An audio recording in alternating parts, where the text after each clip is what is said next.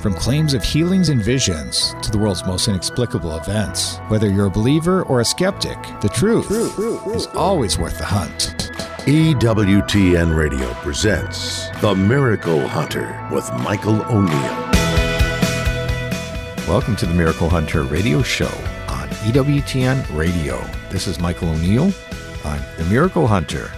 I hope everyone out there is staying warm. Things aren't so warm these days here in Chicago where I am, but hopefully some of these stories of saints and miracles will warm your heart a little bit, if nothing else.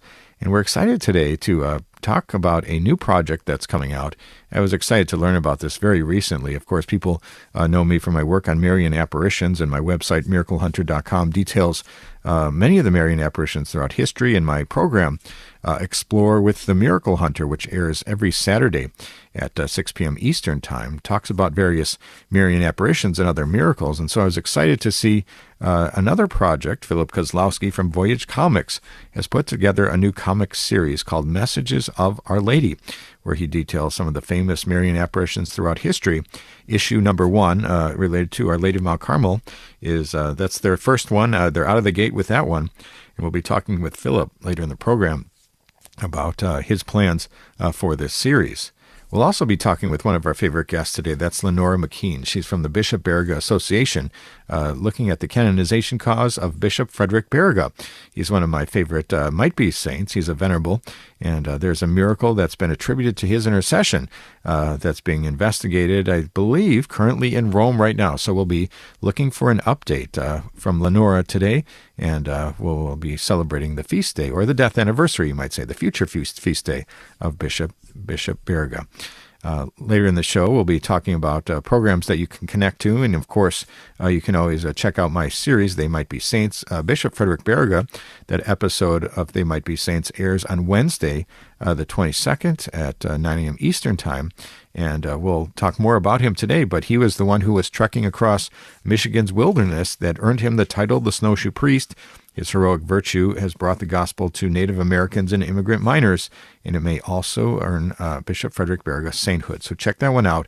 That's Wednesday on the 22nd at 9 a.m. Eastern Time. And my other program, Explore with the Miracle Hunter, on Saturdays. This Saturday on January 25th at 6 p.m. Eastern Time, Explore with the Miracle Hunter from New Orleans.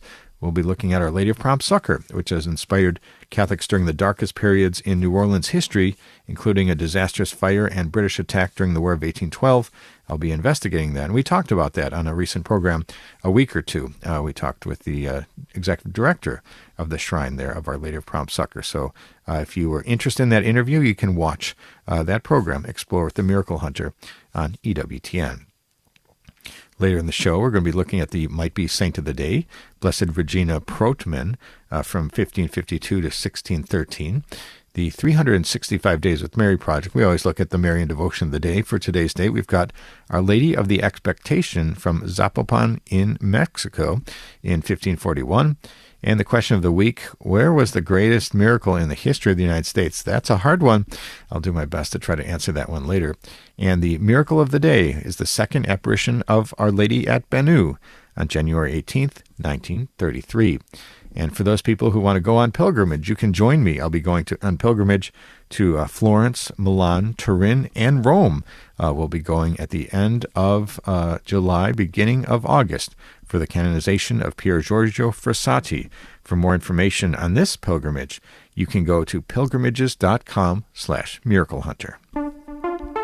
Let's take a look at the miracle news. We do this every week where we talk about the things happening all around the world that relate to miracles and miracles themselves. Well, there was a big procession in the Philippines this past week that drew a crowd of 8 million people. Perhaps that number is a bit of a miracle, but the statue, this Black Nazarene, is known locally to be miraculous. So the 2025 iteration of this traditional translation was the largest since the procession was canceled during the pandemic, and the annual procession of the Black Nazarene, known as Translacion, or the Transfer, drew an enormous crowd of faithful to the Philippines' capital, Manila. It was the largest iteration in recent years of a tradition that reaches all the way back to the 15th century. And the Catholic bishops of the Philippines estimated that some 8 million faithful came to escort the centuries-old statue of Jesus Christ called the Black Nazarene from Quirino to Quiapo Church. And with so many in the streets and so many trying to get close enough to the statue to touch the glass, the entire affair took nearly 21 hours from 4:40 a.m. Thursday morning until 1:25 a.m. on Friday. And if you look at video of the event online, you can see why it took as long as it did. With so many people in the streets, they're shoulder to shoulder, even those carrying this float or this carrying box with the image on top. They could only go inch by inch on this very long route, and 8 million people in attendance. It eclipsed that of last year by nearly 2 million and was by far the largest since at least the pandemic. So you can go to miraclehunter.com. You can go to the Facebook page. I've got a video posted of this event. You can see the great devotion of the Philippine people to the Black Nazarene. Let's take a look at Catholic Pub Trivia. We do this every week where we ask a trivia question, give out a prize for an emailer that writes in with the fastest with the correct answer. Last week we talked about Canada, and so we had a question related to Canada last week. Which Marian title is the patroness of Canada? And that, of course, is Notre Dame du Cap. So we're grateful to everybody who wrote in with that answer. And this week we're talking about Venerable Bishop Baraga, someone who is on the path to sainthood from Michigan. He's a venerable, so he needs to get his miracles before he goes from blessed into saint. But who is the only person from Michigan who is currently a blessed? And so again, we're talking about Bishop Baraga of Michigan today, but who is the only person from Michigan who is a blessed? If you think you know that answer and want to win the prize, the image of the faces of Mary, send me an email to questions@miraclehunter.com, and maybe you'll be winning that prize, and answers and winners will be posted on the show page on miraclehunter.com. We need to take a short break, but when we come back, we're going to be talking with Philip Koslowski from Voyage Comics about his new comic book series, Messages of Our Lady. Stay with us for that.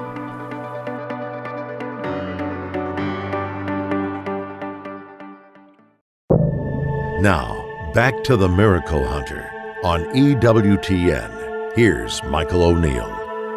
Welcome back. You're listening to the Miracle Hunter radio show on EWTN Radio. This is Michael O'Neill. I'm the Miracle Hunter.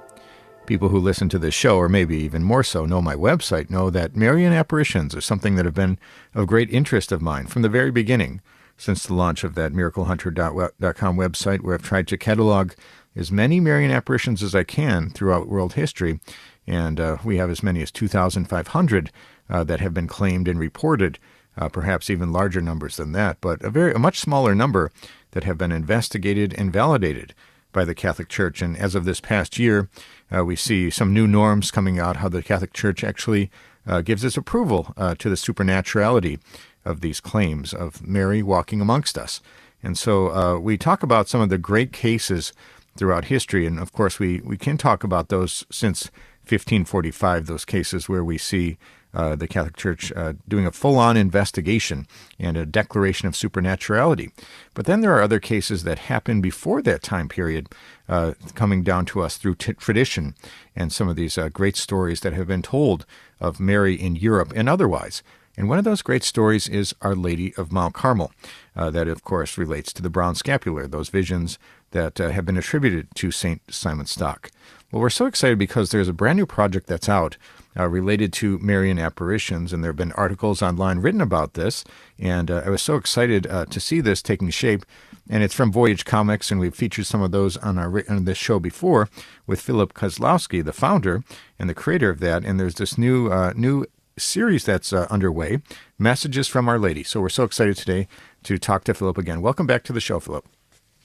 Thanks for having me again. It's great to have you back, and of course, this is of great interest to me. I think this is such a great project. These Messages of Our Lady, issue number 1, you dedicate to Saint Simon Stock and those visions of Our Lady of the Brown Scapular, Our Lady of Mount Carmel. Talk to us a little bit how you started off with this idea and why you decided to start with the Brown Scapular. Sure. Yeah. So one of our main kind of intentions with our comics is both to teach and inspire. And we found that comic books are such a great way to teach, especially young children, in the kind of a visual story-driven way about kind of stories of the faith. And last year we kind of started a series on the miracles of the Eucharist, and then this year we decided to start a series on various apparitions of Our Lady, and also to help kind of explain, some of the various like sacramentals that we have in the Catholic Church. So the brown scapular being one of the most popular ones that kids will learn about. Especially kind of it's a pretty big tradition around First Communion that children would be given a brown scapular, and so we thought it'd be a great way to kind of delve a little bit into the history behind it, and to show kind of where the brown scapular developed, kind of portraying these various stories that have been passed down to us. Wonderful. And for those people who don't know, I think everybody's heard of Our Lady of Mount Carmel, but not everybody is quite familiar with it being an apparition story. Talk to us about how the tradition goes anyway, related to St. Simon Stock. Sure, yeah. So it really is kind of a fascinating history, just kind of how the Carmelites in general, kind of trace their kind of spiritual lineage to Elijah and hermits that lived on what is Mount Carmel in Jerusalem, and then how that kind of same community in Jerusalem was then kind of, because of the wars in Jerusalem, kind of like all the Crusades, kind of put into exile, and so they ended up in England, and how kind of during a difficult time, Our Lady appeared to St. Simon's Stock, and gave him the scapular, and then that became kind of the habit of Carmelites that we know today, and then eventually became was reduced in size so that lay people could also wear it. Wonderful. And if we talk about sort of the theme of this series, or at least the title is Messages from Our Lady. We don't necessarily have any recording of the messages as we might at Fatima or some of these very modern apparitions. But when we talk about the messages of the brown scapular or Our Lady of Mount Carmel, what is the message that she gives to us or gives to St. Simon Stock when she bestows this sacramental on him? Sure. I think one of kind of the hallmarks of the scapular is just kind of trust in Our Lady, trust in God, and also just kind of faithfulness throughout any trial or tribulation. And I mean, with all the different various stories that have been told about people who've worn the brown scapular, it's not like a lucky charm or something that you wear to preserve your soul to get to heaven, but it's to help informing you kind of a habit of prayer, a habit of trusting God, and looking to Our Lady in every time of need. And so that's kind of, I guess one of the themes that I see coming from the scapular. There has been this tradition that those people who wear the brown scapular devotedly at their time of death, they will be spared hell. And so talk to us a little bit about what you know about the tradition related to the Sabbatine privilege. Sure, yeah. So when it comes to the scapular, I think sometimes it can be misconstrued or thought of as kind of like a lucky charm where if you just wear this piece of cloth that you'll kind of go straight to heaven. But at least what I kind of view it as, and kind of St. John Paul II said this as well, that wearing the scapular kind of invites the grace of God into your life, and And the hope is that kind of wherein the habit will kind of develop a habit of prayer, so that you'll draw closer to God through His Blessed Mother, and that it'll be just kind of a constant reminder of the graces that God wants to give to you. Wonderful. No, I think that's a great outlook on the brown scapular. And, of course, issue number 1 for your series, Messages from Our Lady, is dedicated to the brown scapular and the apparitions to St. Simon Stock. What does the future hold for this series of comic books?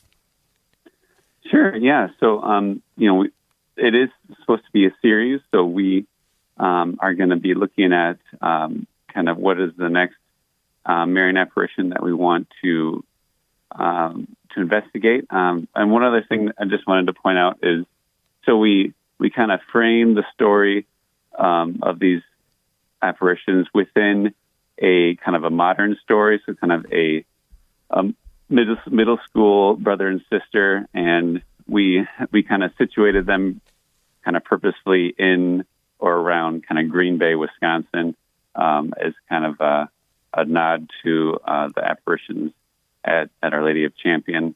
And so, so at some point we'll probably feature that apparition in our series, but we're still kind of in the beginning phases of figuring out what will be the next apparition that we want to investigate.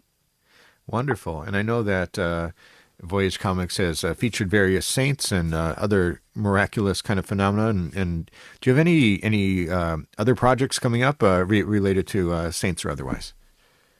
Sure. Yeah. So our after this comic, we're kind of finishing up a comic book on Saint Therese of Lisieux, the Little Flower, and we hope that'll be released in the next few months as well.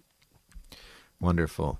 Well, we're so grateful to you, Philip Koslowski from Voyage Comics, for joining us on today's program. And for those people who want to find out more, perhaps want to get a copy of this new issue number 1, Messages of Our Lady, where's the best place that people can go? Sure. The best place is our website, and just go to voyagecomics.com. Wonderful. Well, we're grateful for you putting in your effort to create this series for young people. We hope it takes off, and encourage people to check this thing out at voyagecomics.com. Thanks so much, Philip Koslowski, for joining us on today's program. Yeah. Thanks for having me, Michael. God bless. That was Philip Koslowski talking to us again about Voyage Comics. Pretty exciting from my point of view. I've always been so excited about Marian apparitions and in those cases throughout history that the Church has judged to be authentic and supernatural.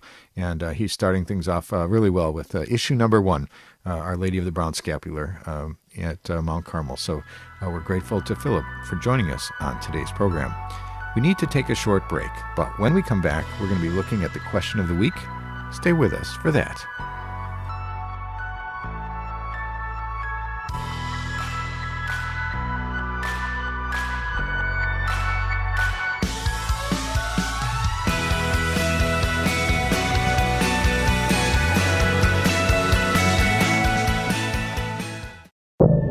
Now, back to the Miracle Hunter on EWTN. Here's Michael O'Neill.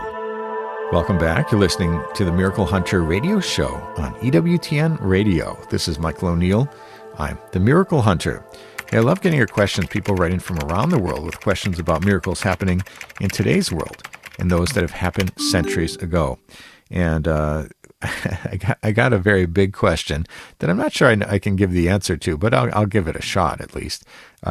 People who write in, they ask me questions on email. They also ask me questions when I give presentations.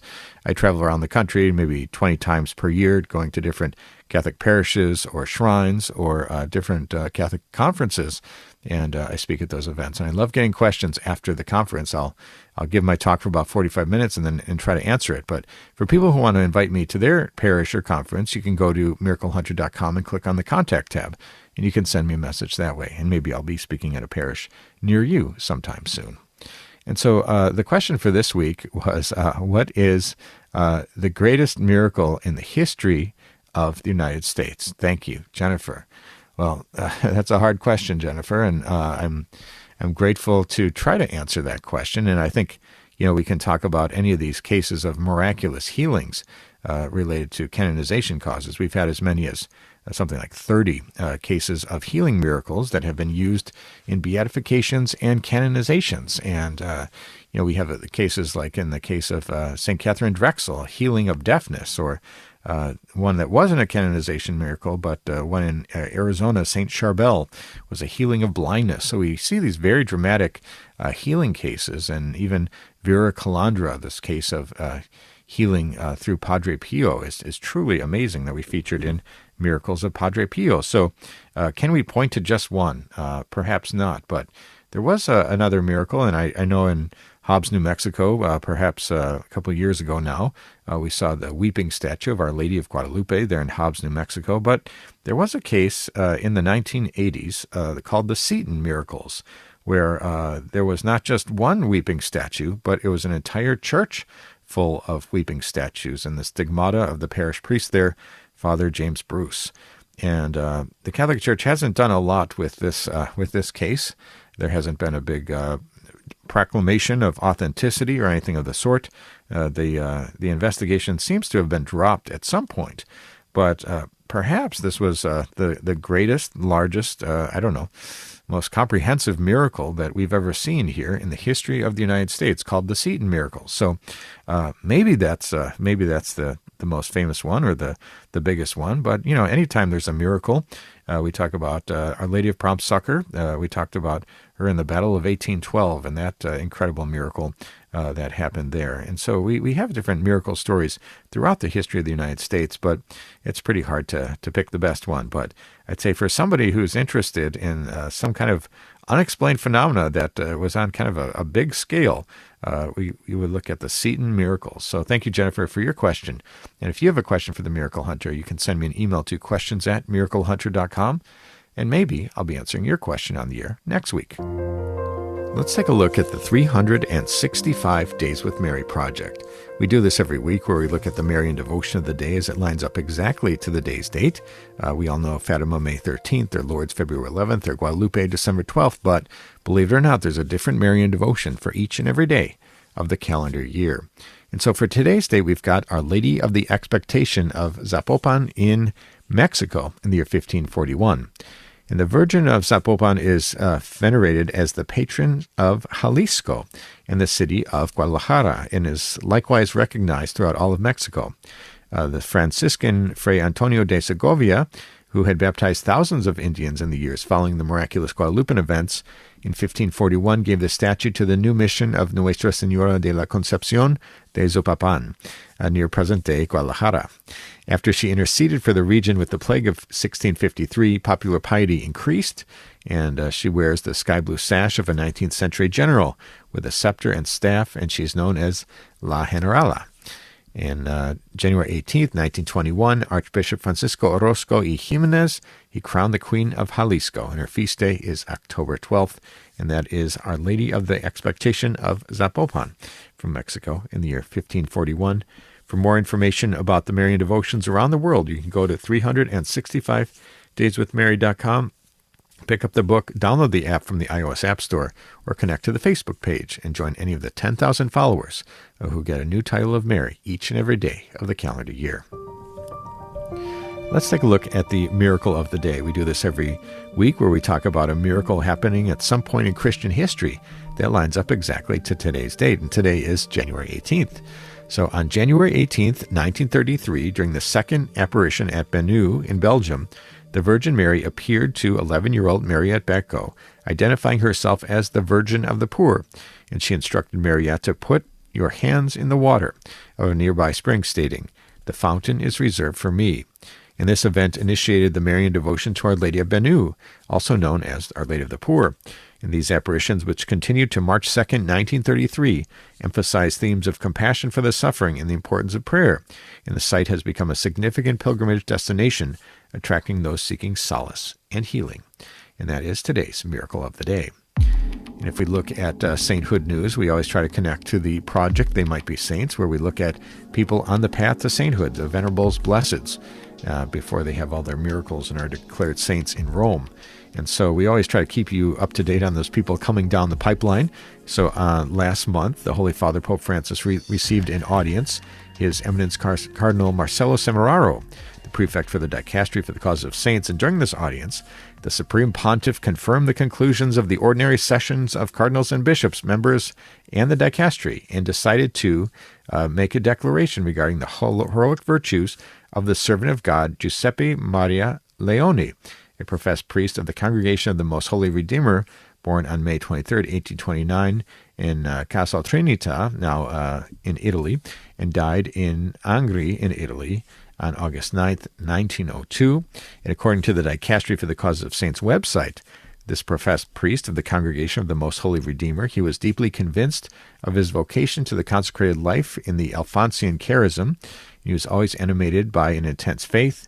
In the exercise of his priestly ministry, he did his utmost to bring the people closer to the Lord, dedicating himself in particular to the assiduous exercise of the sacrament of confession.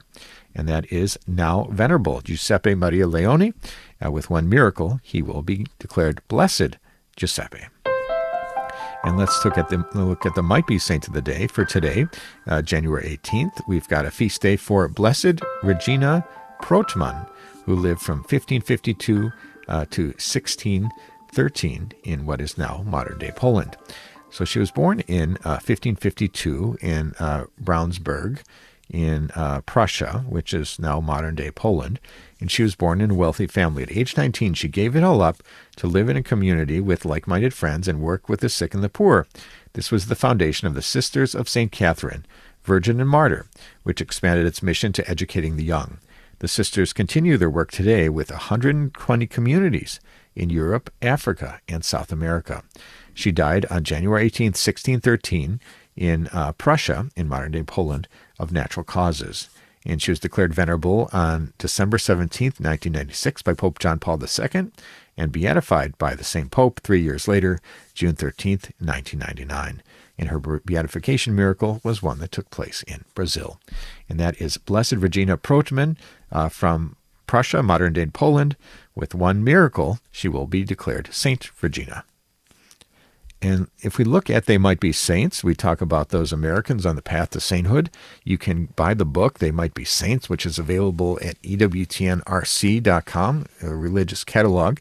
I think it's my best book. Or you can watch the show, which airs every Wednesday at 9 a.m. Eastern Time. And so this coming Wednesday, on the 22nd, we're going to be doing the episode related to Bishop Frederick Baraga. And as we talked about earlier in the show today, he trekked across Michigan's wilderness and got himself the nickname the Snowshoe Priest, and his heroic virtue brought the gospel to Native Americans and immigrant miners that may earn him sainthood someday.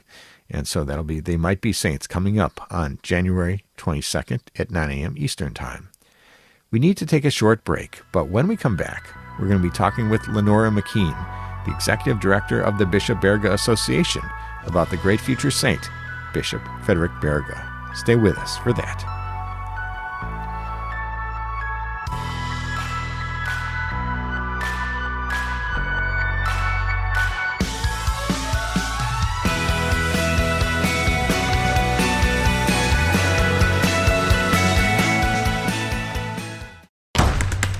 Now, back to the Miracle Hunter on EWTN. Here's Michael O'Neill.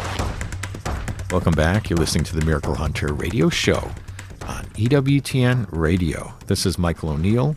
I'm the Miracle Hunter. One of the great benefits of this job, anyway, especially working on this program, They Might Be Saints, where we feature Americans on the path to sainthood, is I get to find out about some of these incredible Americans who have inspired us to the point that they're being considered for sainthood. These holy men and women who perhaps have miracles through their intercession, but have lived lives of heroic virtue as recognized by Rome. And I wrote a book called They Might Be Saints, and there's something like 24 or 26 now since the publication of that book, of people who are venerables or blesseds, and before they have all their miracles and are declared saints by Rome. And I've gotten the great privilege of getting to know these saints on almost a personal level. They become personal intercessors for me. And one of my all-time favorites is Bishop Frederick Baraga.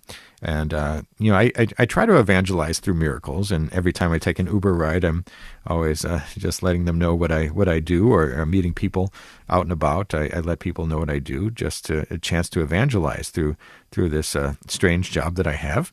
But Bishop Frederick Baraga is, for me, perhaps the greatest example of evangelization and sacrifice that we know. And he's known as the Snowshoe Priest because he traveled about in the snow and served the Native Americans and the miners, and got up so early and ate just one potato a day and just brought the gospel to those who needed it. And so every time I think I need some inspiration, I'm always praying to Bishop Frederick Baraga because of his great inspiration. We hope that there was a miracle that's recognized through his intercession so that he might bump up to the next level of from venerable to saint, to blessed, and then to saint.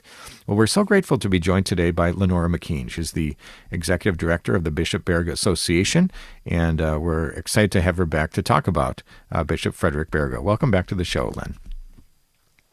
Michael? Yes. Welcome back to the show today, Len. Thank you. It's great to have you back. And this is, for Bishop Frederick Baraga, we see somebody who, for me personally, getting to know his life has been a great inspiration. But I think that still people need to get to know who this figure was. And tell us a little bit about how it all began. How did Bishop Baraga end up in the United States? So this is a person who, in his young days, was actually in law school. He was studying to be a lawyer, but knew that he had been was being called for something more at a very early age. And so after finishing his law degree, he entered the seminary, and he ended up, they fast-tracked him. He only spent 2 years in the seminary because of his law degree, and he was ordained a priest. Born in Slovenia, so initially he began ministering for about 7 years in the Yugoslavia at that time, because he was born in 1797. And it was during that time that Bishop Fenwick had issued a plea that they needed priests, that the Native Americans were asking for black robes to come and minister and teach them the faith. At that time, Father Baraga responded to that call, and as is typical because of the communication challenges back in those days, it took quite a while for him to hear back from Bishop Fenwick. And at one point he had given up and thought perhaps he really wasn't supposed to be coming to America, but he was, the response came, and he arrived in America on December 31st of 1830.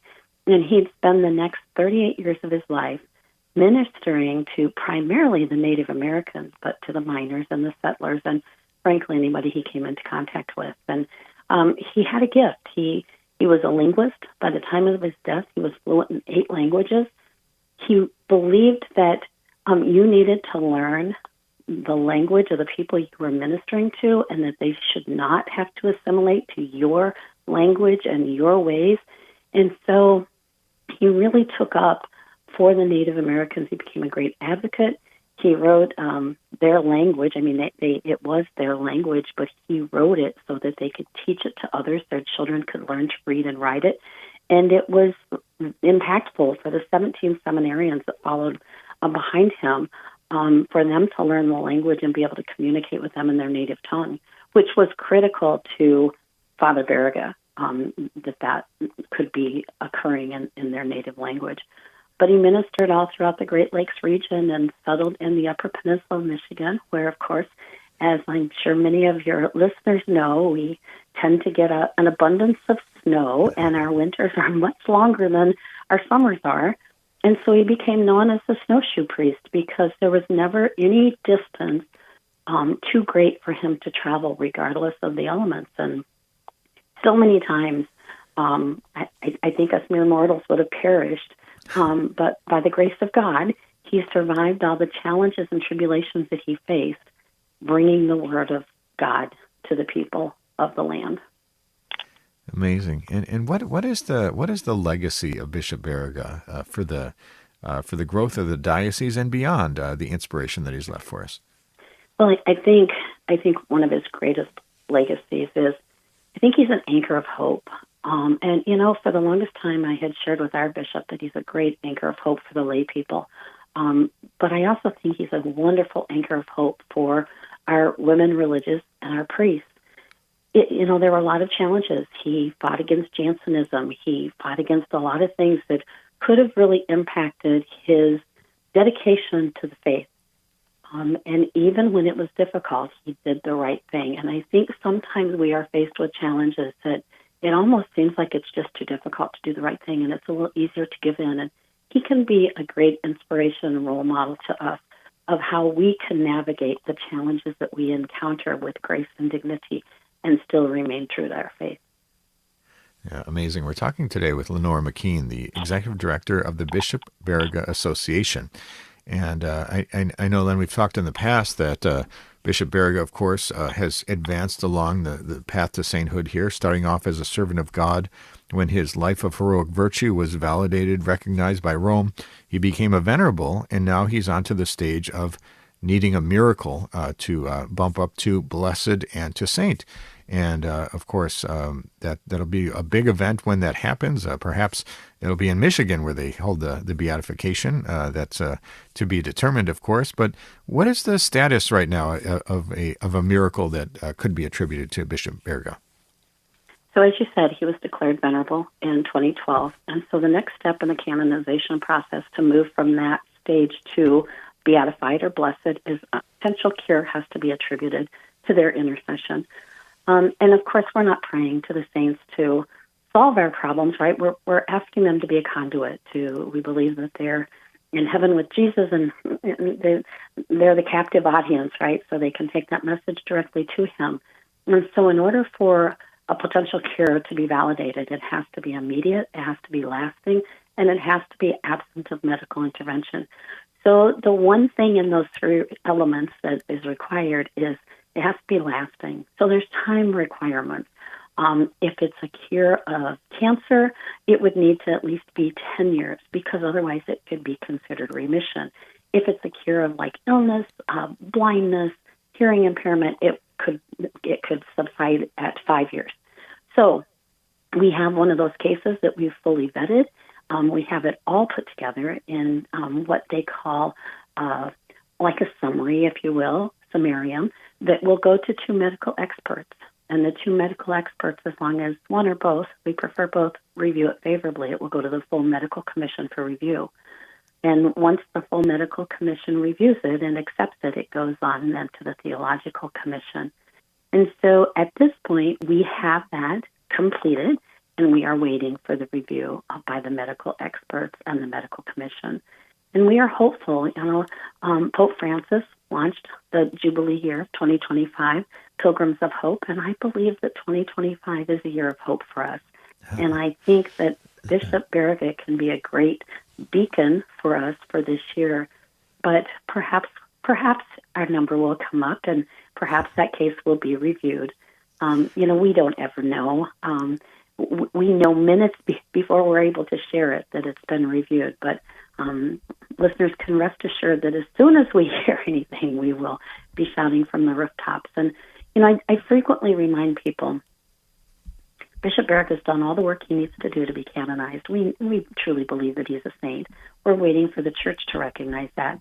And so now it comes to us. It's about us deepening in our faith. It's about us praying for this saintly man and for all. I mean, that's one of our obligations, is to pray for the deceased. And I think now it's resting on us for us to prepare and help him move to the next step. Wonderful. We've been talking today with Lenora McKeen from the Bishop Baraga Association about the incredible life of Venerable Bishop Frederick Baraga. And you mentioned, 2025 is a big year. It is for our entire church. It's a Jubilee year. And who knows what the future holds for the recognition of Bishop Baraga as a blessed. Perhaps it could be this year or in a future year. But how are people who are connected with your Bishop Baraga Association and otherwise celebrating the Jubilee with its connection to Bishop Baraga? Well, of course, the whole Diocese of the UP is collaborating with Pope Francis, and there are several pilgrimage sites for people to visit and churches that are recognized to be able to participate in those pilgrimages. The Bishop Baraga Association also wanted to encourage people on a more local front, so that people realize that this is a request, a call to action for all of us to put our faith into movement. And so we've launched the Bishop Frederick Baraga edition of this Pilgrimage Year of Hope. And so we have a passport that will soon be on our website, and we're asking people to pray the novena every month. We're asking for people to read about Bishop Baraga, either a book he wrote or written by him. And we will have 3 pilgrimages this summer that will be in collaboration with the diocese, but offer an opportunity for the adoration, the confession and communion, and those plenary indulgences that we can receive as Pope Francis put out. But what we really want it to do is we want it to be brought home, right, that this is not something that's for everybody other than us to participate in. And what we also want is we want this to be really a daily, but, every month we're asking for them to do something because we want to put our faith in action. Wonderful. Well, we're so grateful to you, Lenora McKeen, for joining us today to talk to us about the incredible life of Bishop Frederick Baraga and your good work to promote his cause and give people opportunities to connect with him in various ways. You've got the 3rd annual Snowshoe Walk coming up, and also this Baraga edition of the Pilgrimage of Hope for this Jubilee year. Where can people go to find out more information about Bishop Baraga and some of these events that are coming up? They can go to our website, which is bishopbaraga.org, and they will find all the information there. They can also follow us on Facebook at Bishop Baraga Association, and we are constantly updating and putting things out. We will be launching a newsletter that is an e-newsletter only sent by email, so people can contact us through our website if they'd like to receive that. And we just want people to be involved. Wonderful. Well, thank you so much, Lenora McKeen, for joining us on today's program, and we'll continue our prayers for the beatification of the great future saint, Bishop Frederick Baraga. Thanks so much for being with us on our show today. Thank you, Michael. God bless. And that's all the time we have for today's show. If you missed any of this episode or want to catch up on past episodes, you can go to EWTN.com/radio, check out the audio archives, or download the free EWTN app. I'd like to thank our guest today, Philip Koslowski from Voyage Comics, talking to us about his new series on Marian apparitions, and also Lenora McKeen, the executive director of the Bishop Baraga Association. Check out my series, Explore with the Miracle Hunter. The next episode is in New Orleans, where on Saturday, January 25th at 6 p.m. Eastern Time, we look at Our Lady of Prompt Succor, who has inspired Catholics during the darkest periods in New Orleans history, including a disastrous fire and a British attack during the War of 1812. I'll be investigating that one. And I'd like to thank you for joining me today on Miracle Hunter, where from claims of healings and visions to the world's most inexplicable events, whether you're a believer or a skeptic, the truth is always worth the hunt. Talk to you next week.